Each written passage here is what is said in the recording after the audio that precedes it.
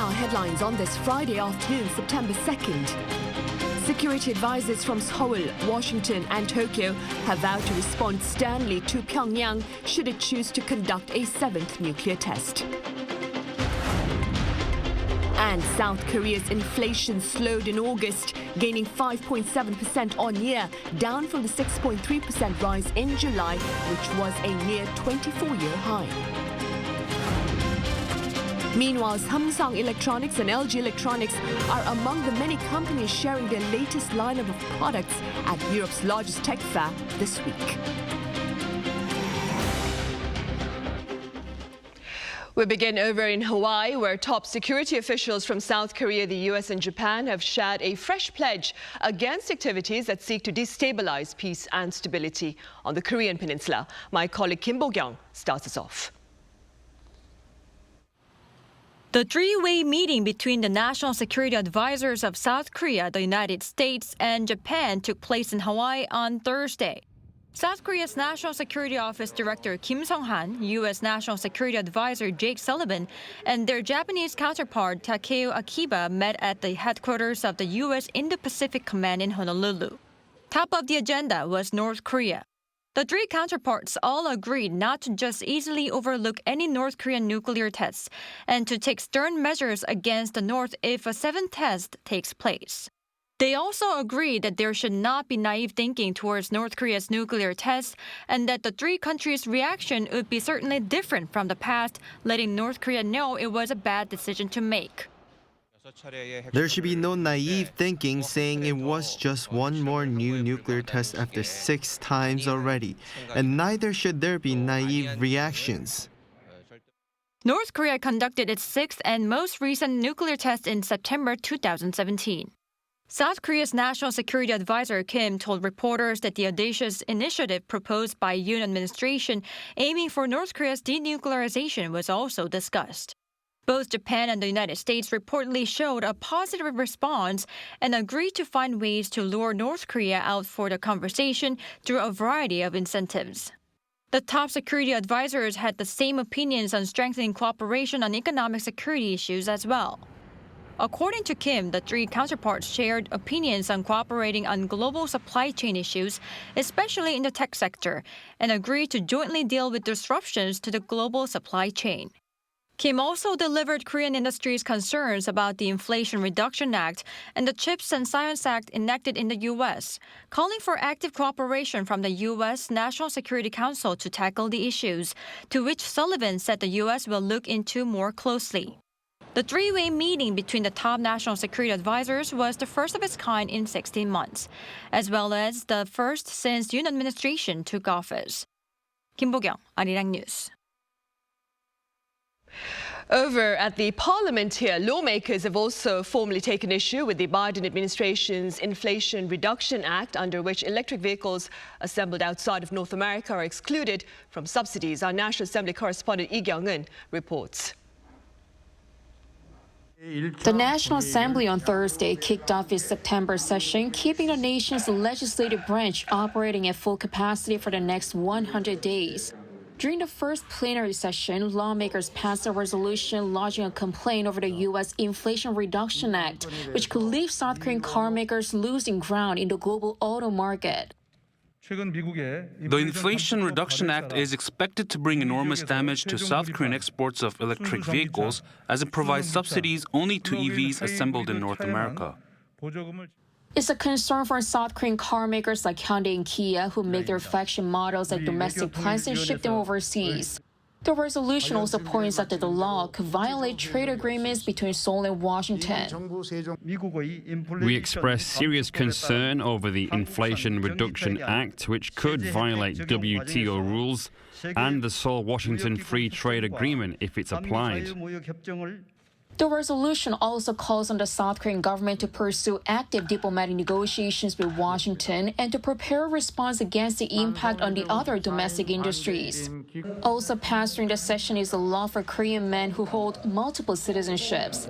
It allows them to give up on Korean nationality even after passing the legal deadline on certain conditions, like when holding dual citizenship prevents them from getting public sector jobs. Previously, they had to give up on Korean nationality within 3 months after turning 18 years old. Otherwise, they could do so only after completing mandatory military service. The following plenary sessions will likely see passage of laws aimed at easing people's economic burden amid high inflation, exchange rate, and interest rate. Yoon, Arirang News. Making note of the country's record trade deficit for the month of August, President Yoon has pledged a long-term strategy to boost South Korea's exports. Addressing members of the media on his way to work Friday, he explained plans will include expanding exports of arms and nuclear power and sealing more overseas construction deals. With regard to the country's financial soundness, Yoon claimed the public need not be overly concerned. On the political front, the president refrained from sharing his thoughts on sensitive matters, including the prosecution's recent summoning of Lee Jae-myung, the head of the main opposition Democratic Party, over his alleged role in a controversial land development project in the city of Seongnam. In other news, findings for the month of August show the pace of acceleration with regard to consumer prices here is slowing. Our finance ministry correspondent Ji-young has more. South Korea's inflation softened in August for the first time in 7 months.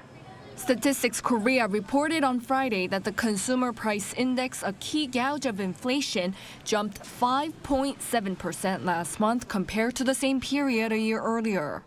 It has slowed slightly from the 6.3% surge in July, the fastest rise since November 1998 in the aftermath of the Asian financial crisis. The country's consumer prices have seen on-year rises of more than 6% for 2 months in a row in July, far higher than the government's target of 2%. Statistics Korea says the softening is mostly due to a fall in global oil prices amid monetary tightening in major economies. The rise in petroleum product prices has significantly slowed compared to the previous month, by 0.6%, a relatively large contraction. Consumers still have seen higher prices at the pumps in August compared to the previous year. On average, prices of petroleum products surged by almost 20% on year. But the rise was much lower than the 35% growth recorded in July. However, the price of agricultural goods rose more than 10% compared to a year earlier, greater than what was seen in the previous month. Major items on people's grocery lists, like vegetables, were up nearly 28% from a year earlier. The price of Napa cabbage, used mainly for kimchi, surged by nearly 80%, and there was a similar increase for pumpkin. But the official added that the growth in consumer prices is likely to slow in September as well.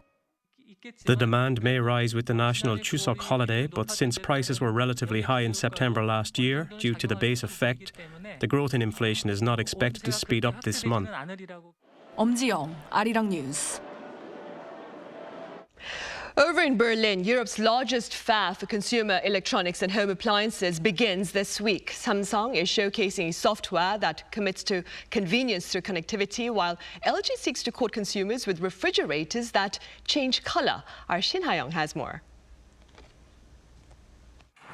One of Europe's biggest technology trade shows is back. From Friday, 1,900 firms from around the world are participating in IFA 2022, a global exhibition of consumer electronics and home appliances. Among them, South Korea's Samsung and LG Electronics are two companies taking a lead in the exhibition. Samsung is promoting its latest tech at the IFA under the themes of smarter life and sustainable life. It's unveiling a software platform called Smart Things, which enables users to connect and control home devices from a variety of brands, including its own. The company, which is a leader in the global TV market, is also showcasing its ranges of TVs, from micro-LED TVs to Neo-QLED TVs with ultra-fine picture quality. Odyssey Arc, a curved monitor for game playing, is another flagship model. Samsung will also have booths where people can experience the company's latest smartphones, the Galaxy Z Fold 4 and Z Flip 4, which are receiving massive attention from consumers. The latest models have already shipped more than twice the number across Europe compared to previous generation models last year. And another leading company at the show is LG Electronics. They're showcasing cutting-edge consumer-centered innovations under the theme of Life Reimagined. Among the latest technology offered by LG is a refrigerator with a color-changing display that can be controlled using an app.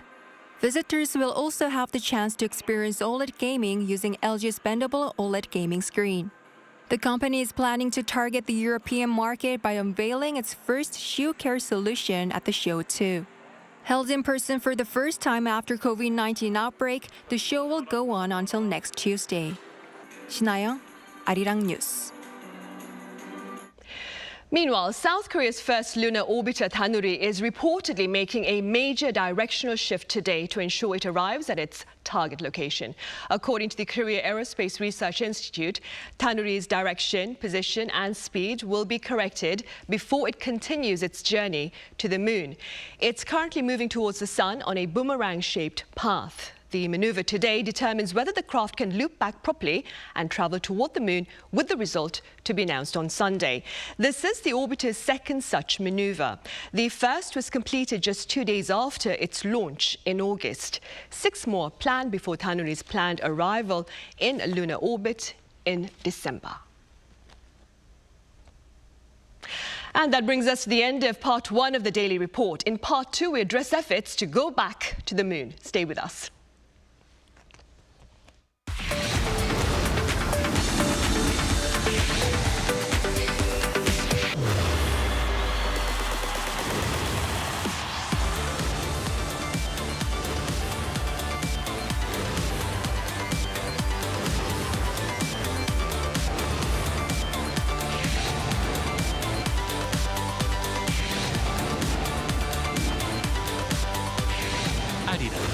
What matters?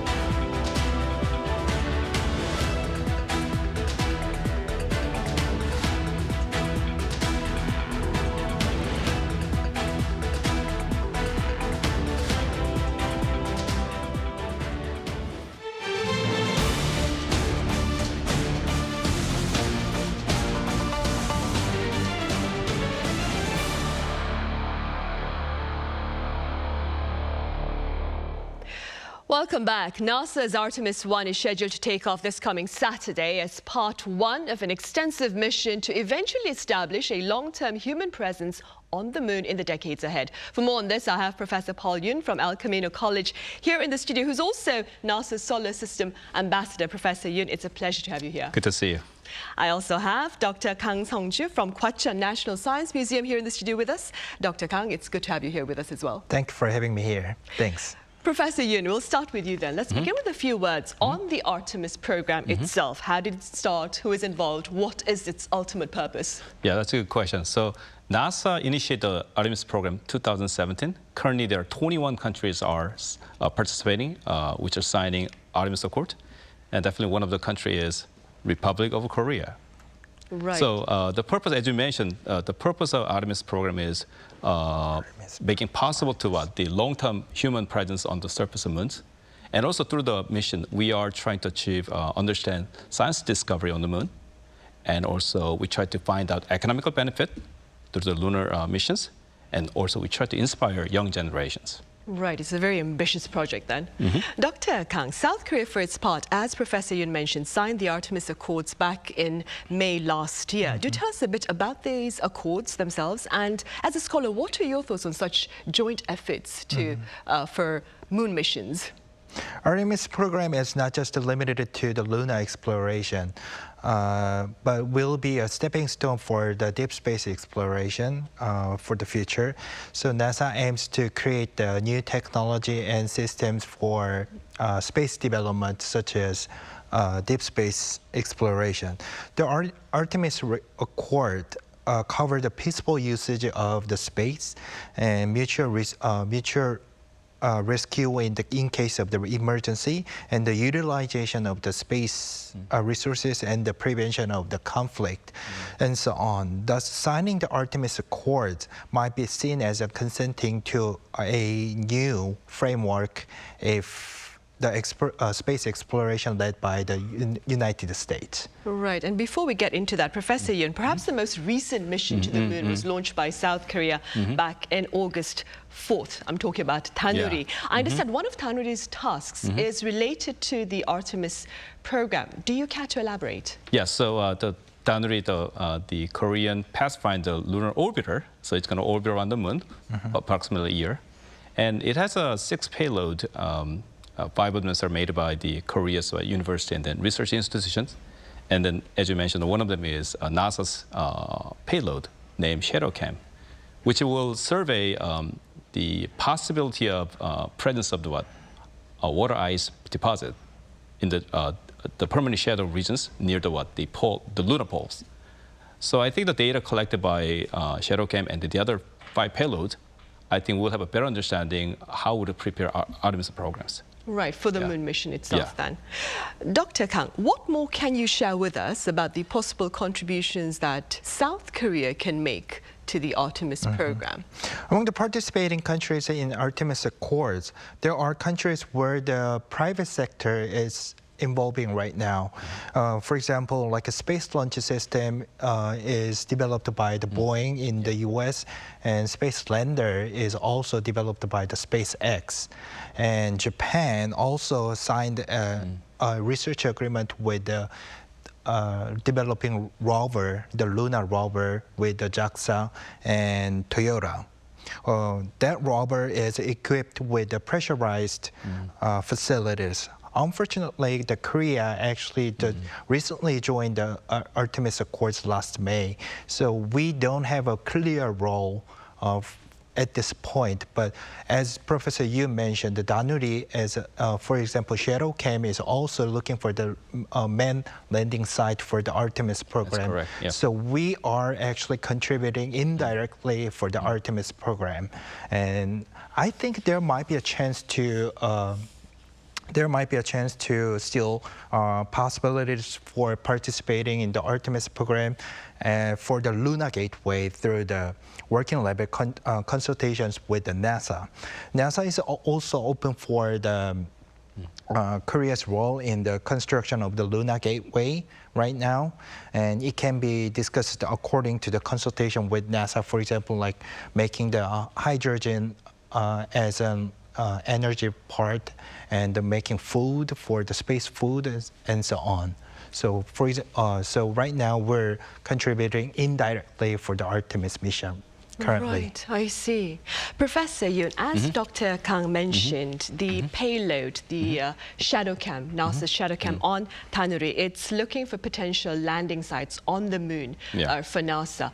I understand that NASA and China may be eyeing the same landing spots on the moon itself. Is this reality a source of concern, or do you see perhaps this as signaling the start of constructive communication between the two on the next frontier? That's a good question. It's a pretty difficult question to answer, but I think both the United States and China signed the outer space treaties, which kind of guide how to use the moon and then other celestial bodies for peaceful purpose. So currently NASA is keeping the lines of communication open with the Beijing's, including the issue of safe space flight. Right. So hopefully we're keeping our fingers crossed for constructive dialogue between the two then. Yes. Dr. Kang, some pundits believe that more should be done perhaps to hammer out international consensus on space exploration itself before seeking to harness lunar resources. What are your thoughts? Of course, if the Cold War was the only factor driving the reason to go to the moon back in 1970s, the reason we are trying to go to the moon these days are totally different. That's because possibly potential availability of the moon, I think. So resources like helium-3 or rare earth elements, which were once not essential for back in 1970s. As the science and technology developed, those helium-3 and the rare earth elements getting very precious and more precious. So we're looking back into the moon, and then all of the attentions is back into the moon. So right now, after 50 years back from the last moon landing, we're trying to go to the moon right now, and then in order to handle this, the space registrations, the UN Office for Outer Space Affairs will therefore take the necessary steps for depending on the technology and development of the space exploration, I think. Right, and in the meantime then, Professor Yoon, what more can you tell us about the potential of lunar resources? That's right. I think Dr. Kang point out pretty importantly, two elements. I think helium-3 and then rare earth elements. And it has also other elements too, but I want to highlight those two, elaborate a bit more. Helium-3 is, we could use helium-3 to generate clean energies through nuclear fusions rather than nuclear fissions. Right. So that's very important. That's, I think, our dream kind of the energy source for the future of humanity. Also, rare earth elements, it causes a lot of also pollutions on Earth when you kind of exploit it. So moon has a significant amount of rare earth elements, so we could use that one for making all the electrical devices, including your smartphones. And also, I think another very important element, the resource the moon has is the water. Water is common on Earth, but water can be used for obviously if you want to let, for human settlement on the moon, astronauts need to drink, so we need water. But also, if you can, water is a H2O, so which has been two hydrogen elements, atoms, and then the oxygen's atoms are made of waters. We could split them, then what do you get? Oxygen definitely for breathing for astronaut. We could use that, but also hydrogen can be used for fuels, for rocket fuels. Oxygen can be used for propellants. Furthermore, I think Korea maybe can contribute. I think Dr. Kang mentioned earlier that fuel cell, which can power by using the hydrogens and the oxygens. So I think potentially that could power lunar facilities. So I think that might be the area that I think Korea can contribute. Right. And how soon are we looking at this kind of plan? Like we're talking about space mining at this point. And how soon in the near future can we expect to have these elements back here on Earth for use? That's a very good question. Right. I'm not quite sure, but I think first of all, so I think we need to watch how the Artemis program is keep going, right? So I think Artemis 1 now, we know that tomorrow, NASA is going to try out again. So that's the first step. I think we are planning out Artemis 1, 2, 3, 4, 5, 6, 7, 8, 9, 10. We continually then we settle down. Then I think we could maybe export it. And then I think we could use that elements for lunar settlement, but also maybe we could possibly bring it back to the Earth for our use. Right, I see. Yeah. Meanwhile, Dr. Kang, space debris is already emerging as a problem. What are some possible countermeasures to tackle space debris, do you think? Space debris is currently a real concern for that could impact the space launch vehicles these days. That's why the timeline of the Artemis has been different from the morning time to the afternoon time in the local time right now. So it is being recognized as an essential factor for deciding launch windows these days, and despite the fact that several concepts, including the use of the nets to collect the space debris, or magnets can be other way to collect the space debris. But they have been developed and tested, but there are still many steps to complete before the practical way to use it right now. So to avoid becoming the space debris these days for the satellite and the space launch vehicles, they have their own ways to escape or go down to the Earth again to burn out, not to be a space debris themselves. Right, I see. Professor Yoon, going back to the Artemis program itself, what are the prospects of sending astronauts to the moon again within this particular decade? Okay, so I think it's very positive. I think this Saturday, tomorrow, the rocket space launching systems and then the Orion spacecraft on the top of it will take off. We're going to try that out. If that succeeds, 2 years later, 2024, this time we're gonna put the astronaut on the Orion spacecraft.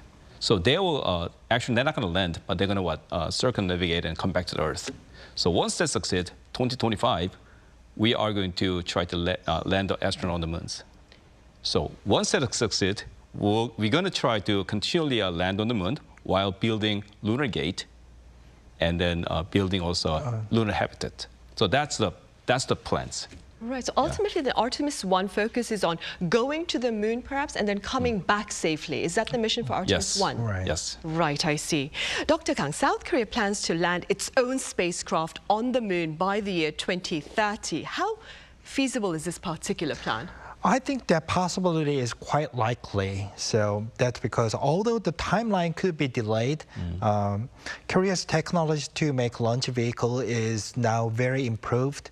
And we also succeeded from the Naro launch vehicle to the Nuri launch vehicle, and we successfully launched the Nuri space launch vehicle this June.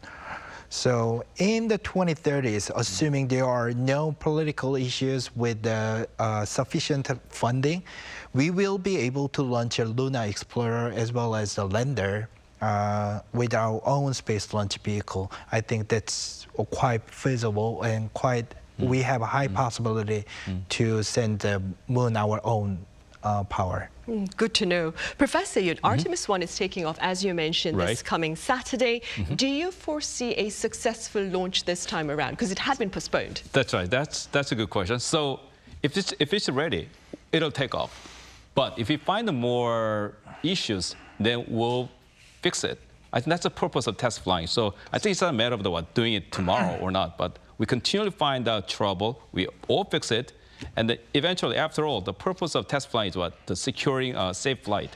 So whether we make it tomorrow or we find more issues, that's a progress. Right. And Dr. Kang, what look to be the broader implications, perhaps, of a successful Artemis 1 mission? As Professor Yu mentioned, the safe manned mission to the moon is the ultimate goal for the Artemis 1 project right now. The entire procedure has to be safely replicated on the Artemis 1, such as for the Artemis 2, the astronauts will be on the Orion spacecraft.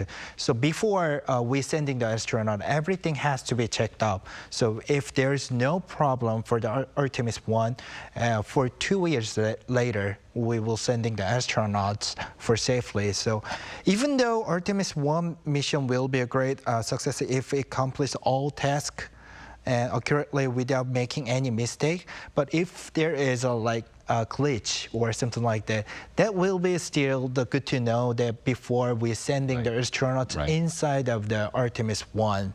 So either, Artemis 1 could, I want to say that Artemis 1 will be always successful because if there is a successful and we're safe to send the astronauts for the Artemis 2 program, and then if there is find a way to make a problem and there's a time to fix the problem before sending the astronauts. So Artemis 1 is very important, and either way, I think it will be successful.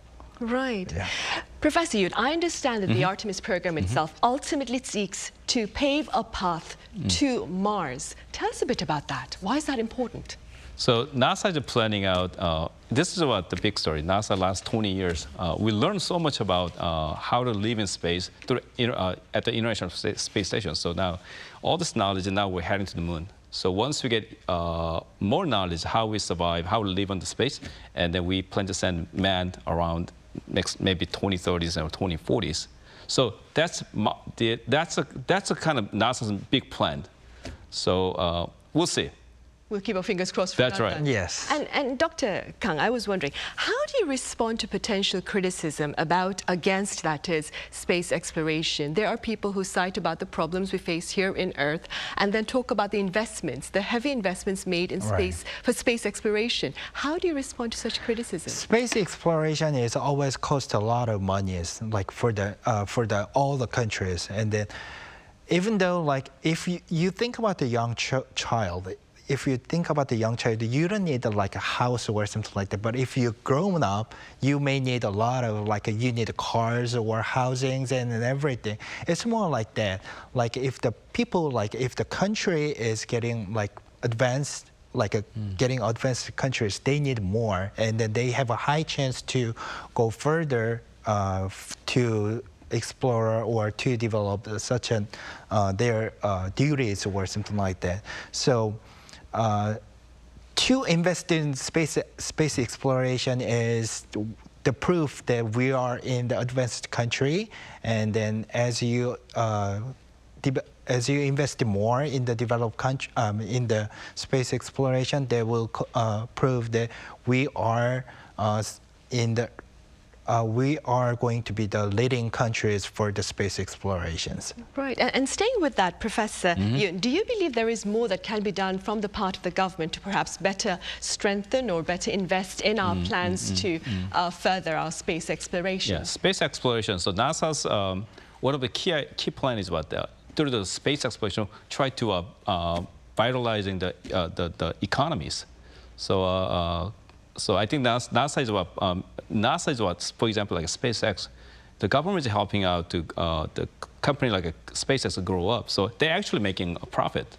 So that's a good example. So I think just like the next 20, 30, 40 years, space will be a pretty important part of the economy. So it's a good idea that government use enough funding so that a lot of our commercial sector grow up in space. Right, so ultimately it would lead to economic security for us as well. I think so too, yeah. Right, all right then, Professor Yoon, thank you very much for your time and your thoughts today. And thank you so Dr. much. Kang, thank you very much for your insights. Thank you very much.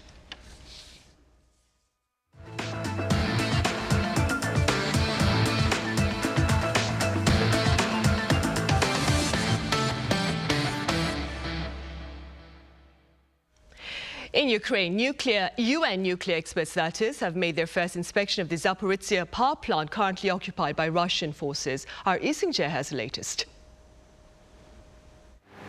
The head of the International Atomic Energy Agency, Rafael Grossi, says his team of nuclear inspectors was able to see what was needed and was able to gather a lot of information during their long-awaited visit to the Russian-occupied Zaporizhzhia power plant in Ukraine. This, despite the team facing several hours of delays due to shelling in the area.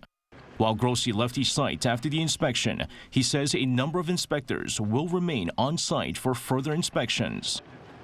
We are not going anywhere. The IAEA is now there, is at the plant, and is not moving. It's going to stay there. We're going to have a continued presence there at the plant with some of my experts. A total of 5 IAEA inspectors are set to remain at the nuclear plant until Saturday. The visit by the UN nuclear watchdog comes as the power plant has been under constant shelling, raising fears of a nuclear accident. Ukrainian and Russian officials confirmed that the nearby city of Enerhodar had endured a warning of bombardment, leading to the delay of the visit. Despite the constant threat, Grossi stressed that the mission was to assess the security and the safety situation and to establish a permanent presence at the plant, which he believes is indispensable to stabilize the situation and to get regular, reliable, impartial, neutral updates of what the situation is there. 이승재, Arirang News. Back here in the country, an annual retail festival is underway to boost overall consumption through strategic markdowns amid soaring inflation. Our Choi Min-jung reports. Don't miss out on one of the biggest chances to shop at bargain prices here in South Korea. The country is holding a nationwide discount event, the Korea Dongheng Festival, for 7 days starting Thursday. This annual retail campaign with the name Dongheng, meaning going together, aims to boost consumer spending to help revitalize the economy. The main focus is to help small and medium-sized businesses and small merchants. Last year, the event was held as the Korea Dongheng Sale, but this year the name has been changed to the Korea Dongheng Festival to make this a festival where large conglomerates, SMEs, ventures, and citizens can all come together to encourage and support each other at a time of economic difficulty. The Ministry of SMEs and Startups says more than 6,000 companies are offering goods at discounted prices, both online and offline. Some 230 distribution channels are taking part, offering up to 80% discounts on a variety of items. Department stores are giving out movie tickets, discount coupons, and tickets for cultural events for those who spend a certain amount of goods produced by SMEs. Some 1,700 traditional marketplaces are offering discounts and promotional events. Consumers can get discounted items online as well. Around 120 private and public online shopping malls are offering discounts of up to 80%. People can also shop for bargains through live commerce on online platforms or TV home shopping. Apart from all the discounts, there's also the chance to win up to 1 million won, or around $740. All you have to do is spend at least $22 on items made by small or medium-sized firms. Take a snapshot of the receipt and enter an online raffle. In addition to the main events, the Korea Dongheng Festival is also holding a variety of social media challenges to boost public interest and participation. People can also take part in diverse cultural performances and events going on across the nation. Choi Min-jung, Arirang News. Also here in Seoul, it's that time of the year again when Gyeongbokgung offers serene night tours of the palace grounds. My colleague Kim Yeon-seung was there. The Korean royal palace basking in the moonlight. Gyeongbokgung night tours are back for this fall season. The palace gates will be open from 7 to 9:30 p.m. until November 6th. This is one of the most popular events held here. People are coming here in droves, all teeming with excitement. It looks really beautiful. In the daylight, you can see this place with a clear view, but at night, it's a different atmosphere. I highly recommend it because you can really feel the beauty of Korean architecture. It's been more meaningful that I came here on the first day. And I came here when it's raining, but seeing this place at night really shows a different side. Tickets for the night tour sell out almost immediately. Slots for the entire month of September have sold out already. The second round of ticket sales for evening tours in October and November opens up on September 23rd. Tickets are only 3,000 Korean won, or a little over $2. But visitors who fail to secure tickets have no reason to be disappointed. If visitors come here wearing hanbok, the Korean traditional attire, like the one that I'm wearing right now, they can come enjoy the night tours for free without the ticket. And great hanbok rental places are just around the corner, all with beautiful selections and affordable price tags. But visitors may want to check the time and the calendar before they get here, because the palace only lets new visitors in until 8:30 p.m. The night tours also close on Mondays and Tuesdays, except during national holidays like Chuseok on September 12th or around National Foundation Day on October 3rd and 4th. Kim Hyun-sung, Arirang News. Seoul Facilities Corporation has renovated the Cheonggyecheon Shack Experience Center under an eco-friendly theme. Now available are screens offering real-time scenes of the different sections of the 11-kilometer-long stream running through downtown Seoul. Plus, the newly renovated walls include illustrations of the 100 animals living along the stream. The Cheonggyecheon Shack dates back to the 60s and 70s and has been restored and renovated numerous times to better share an understanding about the past lives of Koreans. The site is open from 10 a.m. to 6 p.m. every day except for Mondays, and admission is free. Over in the southern resort island of Jeju, some people there are adding new meaning to the phrase picking up after others by doing so at sea. In fact, my colleague Ishi-hoo chose to dive right into the mission. Do take a look. On a rainy day on Jeju Island, a group of people gather in wetsuits and bathing suits. They are here to do what's known as ploving. The name ploving is a portmanteau of plocka up, meaning pick up in Swedish, and diving. Ploving involves picking up ocean trash from underwater and from the beach. It's a trend among those who enjoy diving and want to help the environment. Groups of like-minded people meet through social media, where they also share pictures of their litter-picking sessions. So we're getting ready to dive into the ocean to collect some trash that's been carried over by the storm that's happened this weekend. One by one, the divers enter the ocean with sacks to carry the trash. The group heads to the area with the most waste. But on the way, they already spot a large abandoned net. It has been underwater for so long that it's got tangled up with the seaweeds. The divers cut the net from the seabed and carry it back to the shore. Back on the beach, the plovers are busy picking up all kinds of trash. Much of the work also takes place underwater. For the first time, the amount of ocean trash collected from seashores on Jeju Island last year amounted to over 20,000 tons. Nationwide, a total of 120,000 tons of marine waste was collected in 2021. Regional governments have hired people to do cleanups, but that is not enough, which is why this group of professional and hobby divers do what they do. I like to play in the ocean, and when fish consume this broken styrofoam, the ocean will get sicker. I'm doing this because I want to see the ocean preserved. After a couple of hours of strenuous work, the area is free of trash and the group swims back to where they began with sacks of trash in their hands. The bags are heavy, but the camaraderie of the group eases the burden. It would be ideal if all the people around the world joined in with our efforts. But I hope at least the people who enjoy water sports won't throw away trash into the ocean.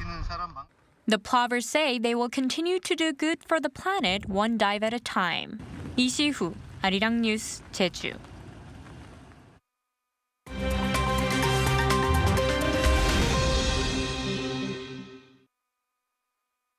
Let's take a look at what's going on in the world now. The US government has placed restrictions on the sales of AI chips to China. Leading chipmakers Nvidia and AMD stated on Wednesday that they received a government order to halt the sale to China of chips used in artificial intelligence. This over concerns that the high-end chips could be used by a, quote, military end user. The measure has taken immediate effect and, according to Nvidia projections, could cost them $400 million in business. AMD, on the other hand, noted their business would not suffer major setbacks. News of the restrictions saw shares for Nvidia drop 6.6% after hours on Wednesday, while AMD's shares fell 3.7%. The new measures are part of a crackdown on Chinese tech and come amid escalating tensions over Taiwan, which is a major chip manufacturing hub. Over to Poland now, where a long-awaited report has been published revealing the cost of damage to the country caused by Germany during World War II. Making the announcement, Poland's ruling Nationalist Law and Justice Party leader said Poland will seek payment of some $1.3 trillion from Germany to cover the cost incurred by Germany's invasion and occupation. But Germany has maintained all financial claims from World War II have been settled, highlighting the 1953 decision by Poland to give up reparations claims against then Germany. Although the ruling party has brought up the issue multiple times since 2015, they have not yet made an official request. Twitter users may soon be free from stressing over errors made in hastily written tweets, as the social media platform has finally begun trialing an edit button for posts. According to the company on Thursday, the edit feature can be used for up to 30 minutes after a post is made, but edited tweets will feature a clickable label showing the post's edit history. The much-anticipated function is still being put through internal testing, but will be available later in September in one unspecified country for Twitter Blue subscribers. This isn't the first time Twitter has experimented with similar functions. Currently, Twitter Blue users are able to undo a tweet 60 seconds before it is published to the site. And in our final story, a festival in El Salvador lit up the night skies with balls of fire. The small town of Nejapa on Wednesday night held its annual Bolas de Fuego, or Fireball Festival. Its main event sees two sides fling pieces of gasoline-drenched cloth at each other in the streets. Those taking part painted skulls on their faces and soaked their clothes and gloves in water for protection. The festival marks a 1658 volcanic eruption that forced the town to evacuate. Matthew Ashley, Arirang News.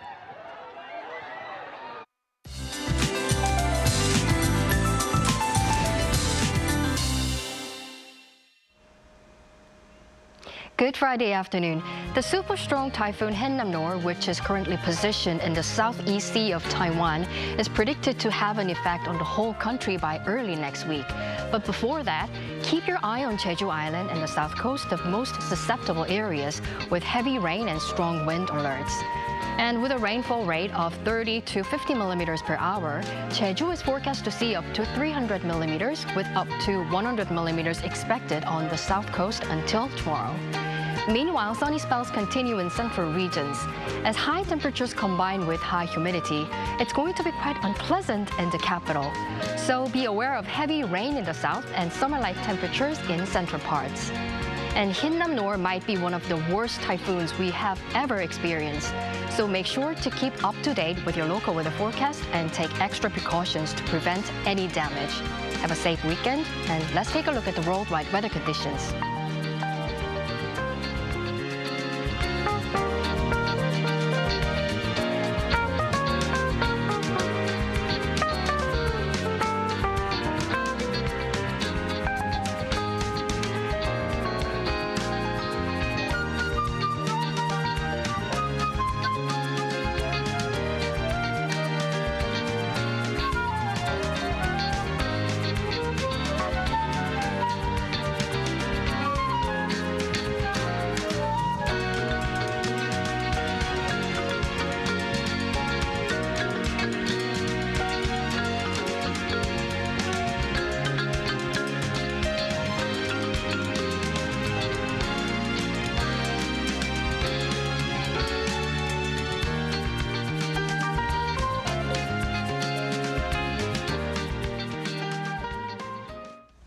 That ends this week's editions of the Daily Report. Have a good weekend and do join us again same time from next Monday. Thank you for now.